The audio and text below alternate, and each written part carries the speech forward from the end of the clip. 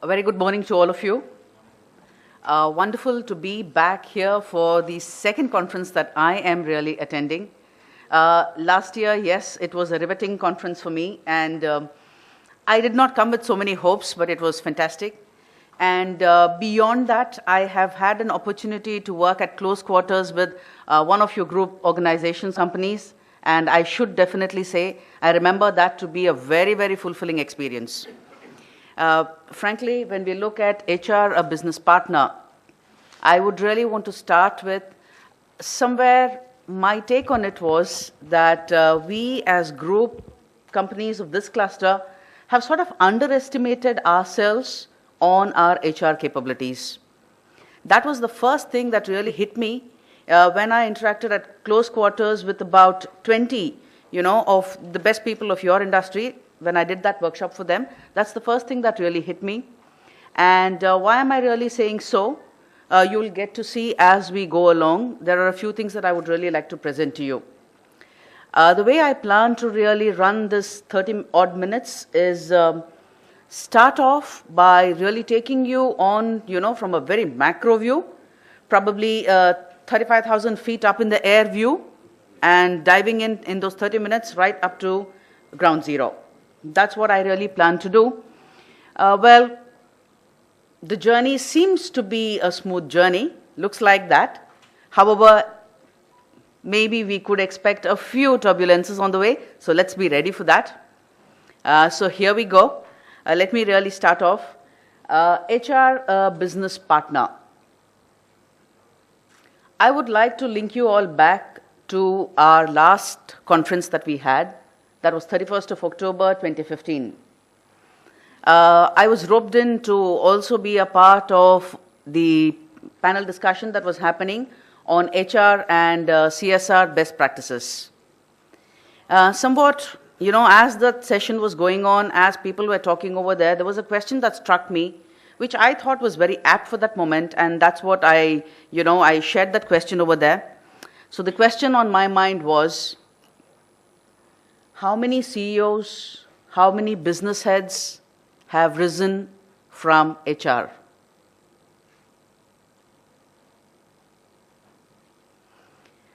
For me, it was just an obvious question that came into my mind as I was really listening to best practices on HR. But somewhere I noticed that that question sort of rocked the boat. I present the same question to this group over here. How many CEOs, how many business heads have really risen out of HR? Any responses? I don't remember the name. There are a couple of them in multinationals. I don't remember the name, but I read about them. A couple of them in multinationals. Not Yes. many. Not many. I won't even challenge this group over here. I'm sure if I ask you how many CEOs, how many business heads have risen from sales, from production, from finance, I'm sure we have a long list to share. Now, I would want to take you back. We are looking at HR being a business partner.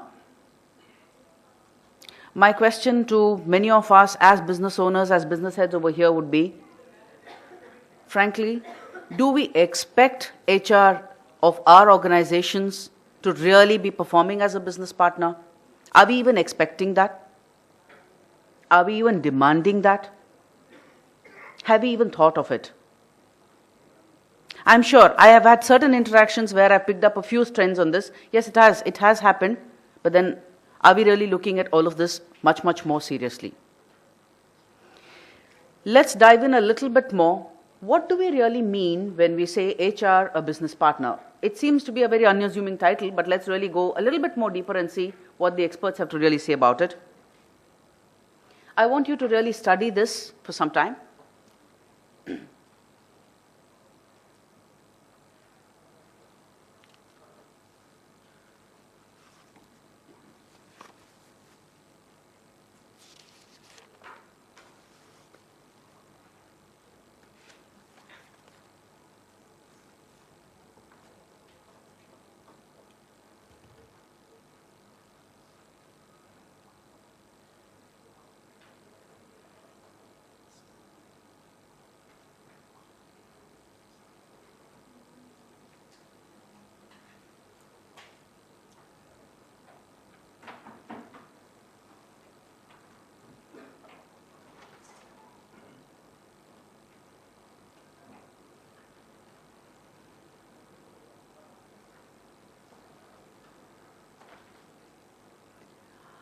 This very interestingly happens to be an HR maturity capability management sort of a matrix that we could really use, an assessment that we could use, which has been put forward by CIPD, Chartered Institute of Personnel Development. Now, my question again, many of us as HODs, as business heads, business owners over here, are you able to identify your current HR teams? Where are they on the scale?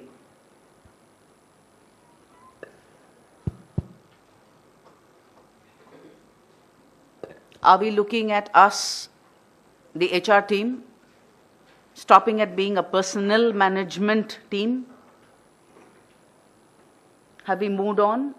Is it really, in the true sense, an HR team, a human resource management team?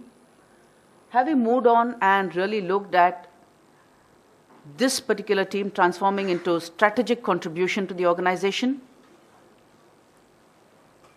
And well, at the farther end, are we really adding value in terms of money, in terms of profits, in terms of bottom line, your HR capabilities internally? It would be a worthy exercise as we are going through this to do a self-assessment internally and really check where are we. Where are we on the scale? And in all of this, let's not forget the title.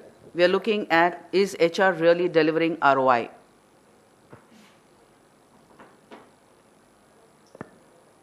My colleagues in HR who are sitting in the other rooms, I hope even we are really addressing this question.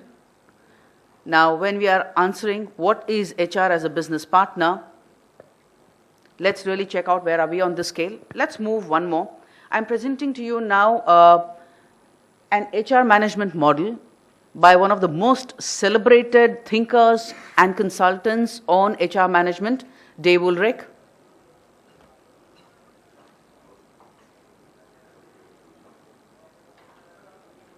Dave Ulrich, after his extensive research and work with various organizations, various levels in the organization, said, yes, a comprehensive, a contributing HR team would be a combination of all of these four. What exactly do we mean? What are the roles that we play in HR under these four capacities? Well, as an administration expert,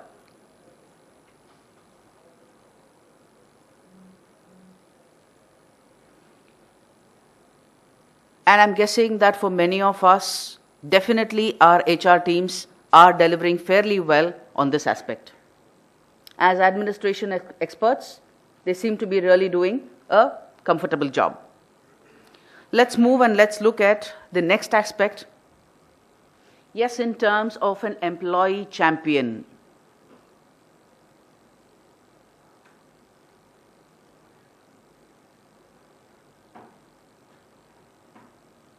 How well is my HR team representing the concerns of the employees? Not to forget, while doing all of this, also keeping the business lens in mind. I can be an employee champion and forget what it costs to the company in long term. That's not going to be sustainable. Well, as a change agent,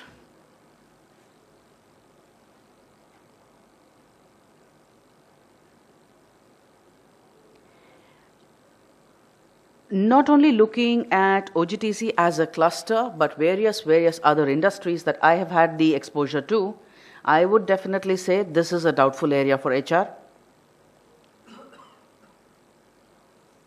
I would really love to know if we do have real case studies wherein HR has started being a change agent. And friends, my focus is not only to mention the top MNCs, but then definitely to look down even at our sector and really see how well are we delivering on HR really being a change agent.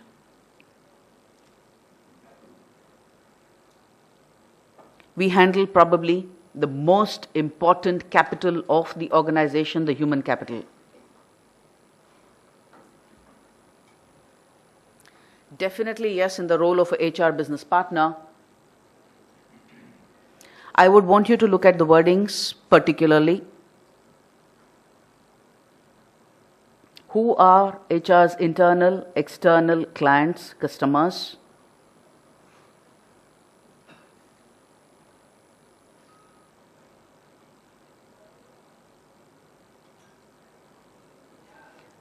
Definition that businesses have of what is an HR business partner. It's not about what HR thinks of itself as a business partner, but what does the business tell about us as HR? Friends, let's move on this a little bit more. And as we are going through this, I would definitely request you, please keep thinking about your own HR internal teams and keep assessing on this aspect. Well, this is data as latest as it can get. I'm presenting to you Deloitte's Global Human Capital Trend Report 2016. What do they have to say about HR capability improvement across the years?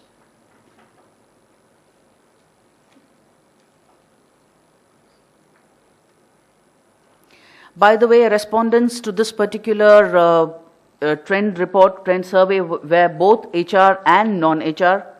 About 65% of them happened to be business people. Non-HR, 35% respondents were from HR. This is what HR's customers have to say.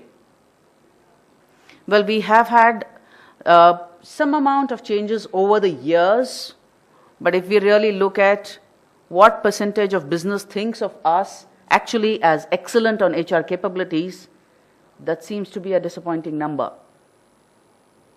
And not much of improvement has really happened on that over years.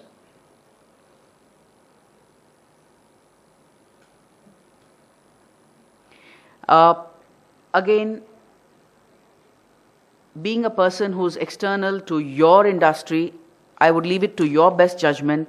What would these percentages really look for your industry, more particularly for your company?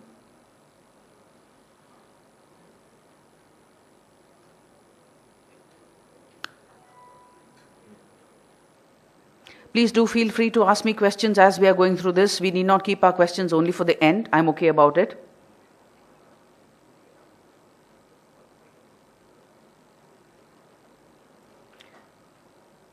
Okay, let me move. I am seeing certain worried looks. I'm also seeing a lot of you over here who are very thoughtful about what's being presented. This is again, friends, a lot of the macro view. We are not yet come down to ground zero. This is a very, very global view. We are looking at combining industries, combining continents across the world. Let's zero in a little bit more on what does India say about this. Please do look at the title.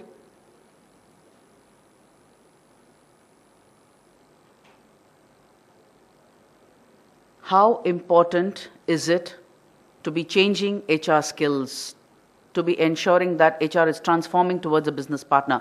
How important is this aspect? India overall rated it as 81% important, very important. That HR needs to be transforming itself, needs to really be picking up and moving towards becoming a business partner. Well, the positive and the not so good part of it, one, it's great that India recognizes that it's 81% important, going back to what Mr. Vasu was saying a few minutes back. But then the flip side of it, there seems to be that much of a gap also, that we are feeling it so high. Countries which are probably on the green, maybe there is a sense of fulfillment over there, saying that HR seems to be delivering as a business partner, hence the need seems to be a bit more lower.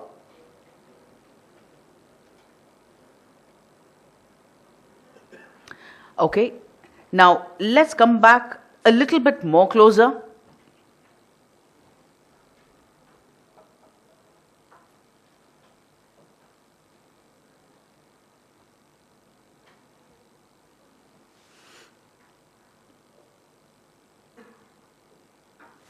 I would want you all to really appreciate and see where are we really moving. HR moving from just being a support function. By the way, many of us in HR are not very happy being called just a support function. We are very unhappy about that. We are moving from there. We are saying, have we really landed up being a service provider? But the business is asking much, much more than that. Are you really a valued partner in terms of talent development, in terms of design thinking in the organization? Now, what do we mean by design thinking? It's as simple as when we come up with certain interventions in HR, are they really targeted towards bringing business objectives, long-term, short-term? So are we really looking at designing those experiences which our employees would really benefit from? So are we really consultants on that? This is what the business is demanding from us as an HR team. And I would like to remind all of you, this is not a particular author's ideas. This is what 65% of respondents on that particular Deloitte survey had to really say, and most of them happen to be from business. Let's move one more step down.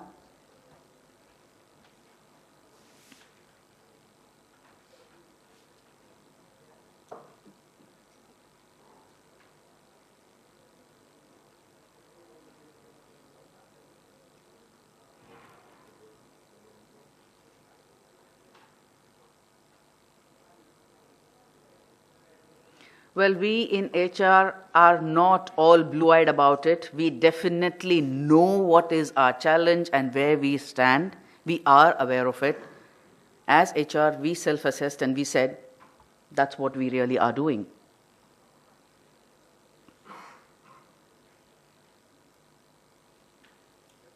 Now my question again, I would remind you of that question again, as business heads, as HODs, as business owners. Are we even expecting our HR team to be having a deep understanding of our products, our profit models, how business happens? Do we even feel that they require it?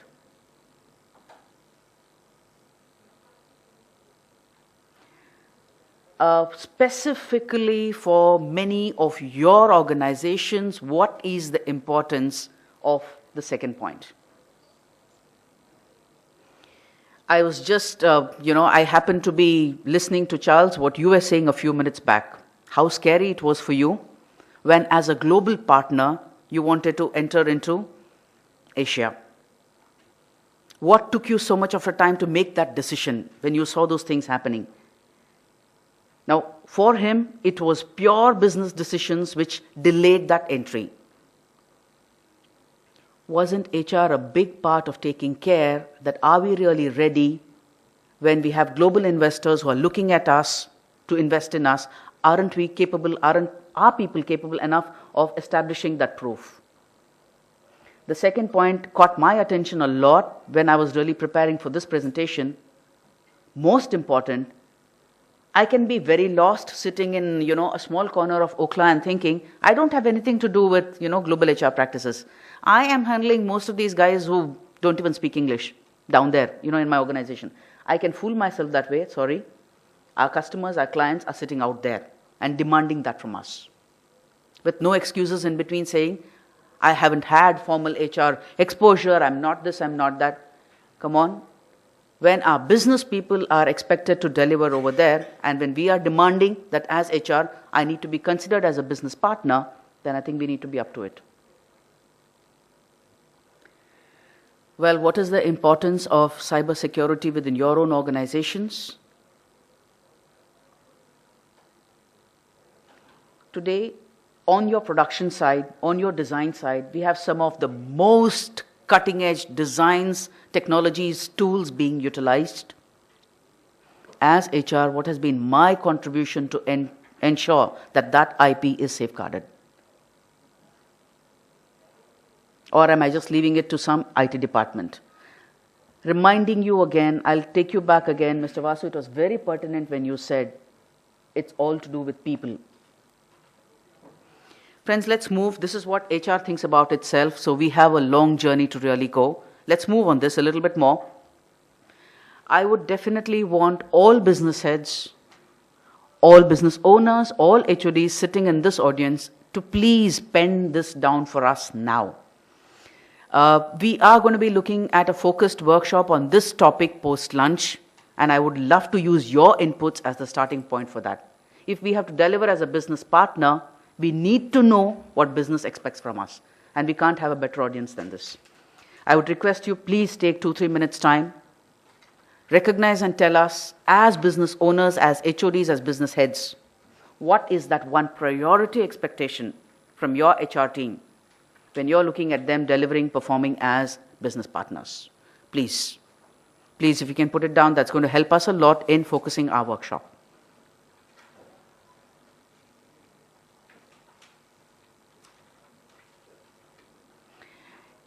It would be wonderful if you can also add your name and your organization to it, because then if we do have specific HR people from your organization, we would like to have them work on that aspect. My effort towards that workshop, which is going to happen post-lunch, is going to be to ensure that people who are attending that workshop create for themselves tangible action plans to be moving towards an HR partner.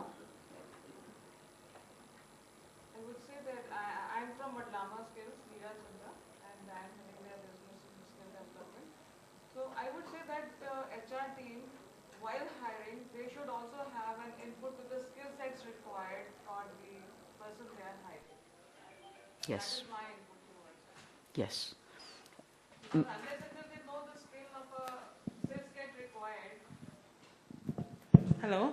Yeah. Unless until they understand the skill set required for their industry, means maybe in various departments, they would not be able to hire a right person for that job. So, to being a business partner for an organization, they should understand what kind of business is there, what kind of activities are happening in the business, and what skill sets are required. Excellent. Yeah. Thank you, Neera ma'am. Yeah. I would advocate that point a little bit more strongly. Yeah. My responsibility as an HR person to get clarity from business. Today, what are the skills that you really require from a particular role? That's my responsibility. That's where I am really. Now, this is one of the most critical components of being an HR business partner. I'm not waiting in my cabin for business to come to me. I am out there as a partner seeking clarification. What is it that you want in terms of a skill set? She's given us one very, very particular objective. So I was very happy to see many of you really, taking this seriously and putting it down. That definitely shows a great thing. And Kesarji, I asked you that question before we started. How many people representing HR do we really have?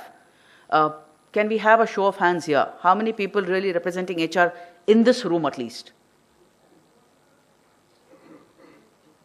The other room will have about 30 to 40 people. About 30, 40 people, and we have about 8 odd hands going up over here at least.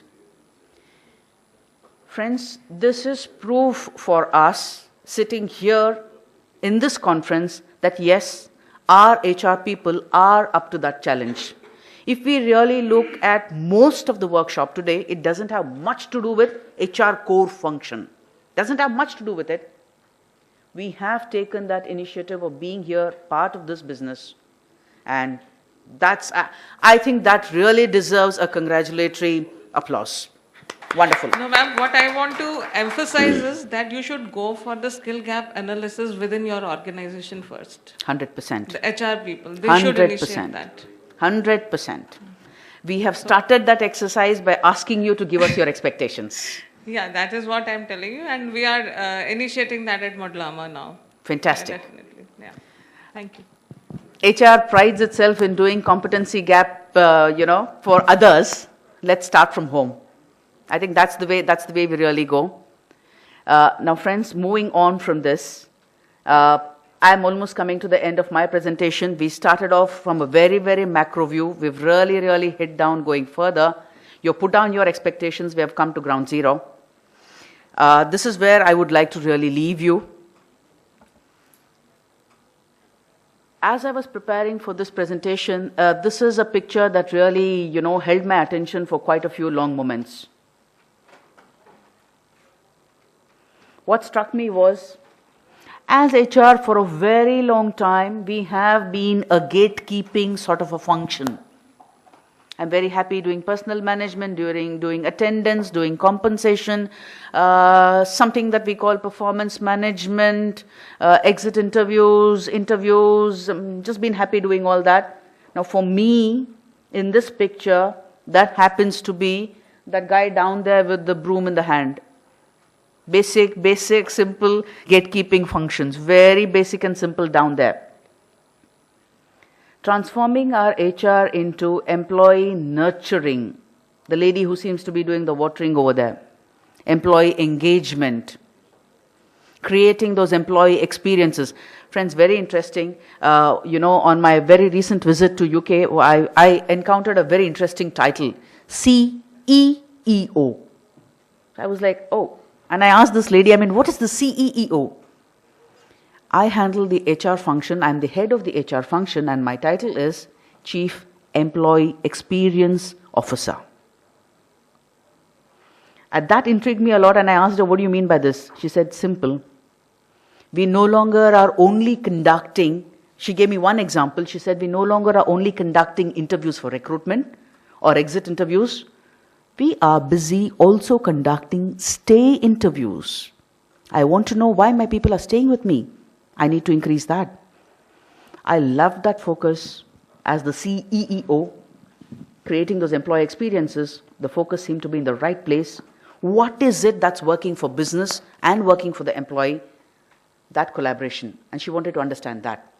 So I felt that was really going in the right direction, where I would equate that to that lady who's doing the watering part of it, nurturing talent, ensuring that we retain and maintain and grow the right type of talent in our organization. But a larger part of the picture happens to be the resource part. Hopefully, we don't end up only being a boring HR function, but we are really contributing to the greenery in the organization, growth in the organization, as and when required. And yes, very sure, we would definitely be looking at, in future, maybe in a time frame of 8 years, 10 years, HR people really being considered a part of those corporate boards and deserving their seat over there. I would definitely want to leave you with one name, which I'm sure in this part of the world many of you might have heard of, Dr. Santrup Mishra. Kesarji, a shining example of an HR person who has risen from HR ranks. Today, a CEO of an Aditya Birla Group company. He heads Carbon Black as the CEO, and he also holds a double portfolio of being the Group Director HR for Aditya Birla Group. A person who has risen from HR, proven himself to earn the title of a very successful business, and also doubling up and providing that HR competencies. Friends, that is the hope that we really are moving in the right direction. And by the way, the data for India seems to be very positive, that as HR, we are serious about it. We no longer look at ourselves only as a support function. We are demanding our place as a core function, and we are ready to work for it. Thank you all. That's what I had to share with you.